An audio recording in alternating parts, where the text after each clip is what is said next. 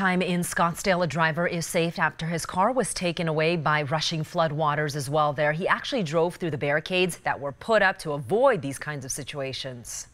And I just thought it was more convenient going through this, and I didn't see how powerful the water was at the time. And when I got to that point where my car is, I tried to go in reverse, but it stalled and my engine just shut off and I needed to get rescued.